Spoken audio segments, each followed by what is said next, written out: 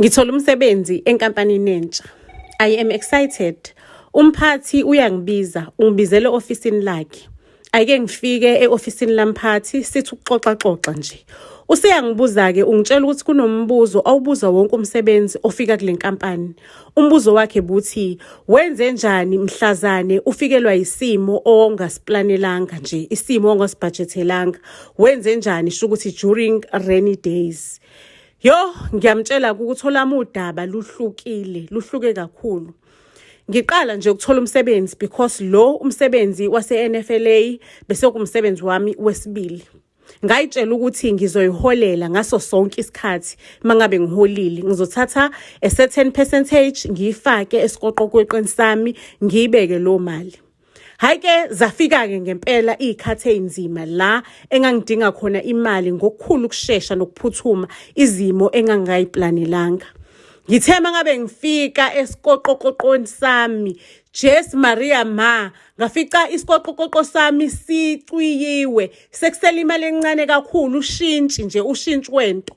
Kwakuthi angihlanye, kwakuthi angithi mhlaba vuleka ungigwinye, ngangidiniwe, ngingazi ukuthi senzakala kanjani isimo esinjengalesi ukuthi ngifike ngiyikhandle, ngiyincishe, ngibeka imali, ngizama ukusave ngendlela engisave ngayo, mase kuba khona umuntu nje ozoyintshontshela esiqoqweni sami. Ngasala budengwane nje ngixakekile ngingazi ukuthi usizo ngizokuthola kuphi ngokukhulu ukusheshsha ngeindaba zokuthi wonke umuntu uxakekile, wonke umuntu kukhona abhekene nako. Useyangitshela kumphathi wami ukuthi ngangithatha isinqumo esiright sokuthi ngisave ngilungiselela izinsuku ezinzima ngoba izinsuku ezinzima zifika la ungayilindele khona ungayibudgetelanga. Useyangitshela kumphathi wami ukuthi kodwa kubalekile ukuthi usave ebank ngoba indaba zokuthi usave endlini kufana nokuthi uthatha imali wayifaka kumantrasi ingalahleka nanoma inini anytime.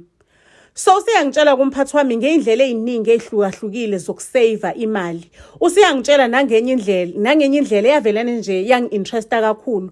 Wangitshela ukuthi abasebenzi balana eNational Financial Literacy Association banestokfela abazidlalayo.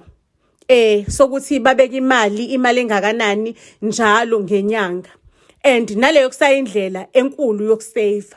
Ngivelane ngibe interested ke nami ngifisa ukujoyina le stokfela ngeindaba zokuthi mangabe udlala nabantu istokfela uyazi ukuthi ngedate ukuthi nginesinqumo engibophezele kusona ukuthi kumele kuloko engikwenzayo ngikhipha okuncane ngifake estokfeleni. Hayike ngisijabuleleke nami ukuthi ngizokwazi ukuthi ngibe ingxenye yestokfela.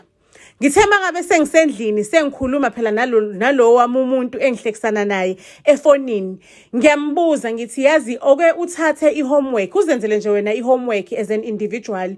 Uyibuza ukuthi since July kuyinyanga yokuthi siqhuquzelane sikhulume ngokusave imali. Iziphi indlela ongayisebenzisa ukuthi usave imali? Kuzona zonke lezo indlela iyiphi engakusebenzela ngoba ukusave imali kubalekile.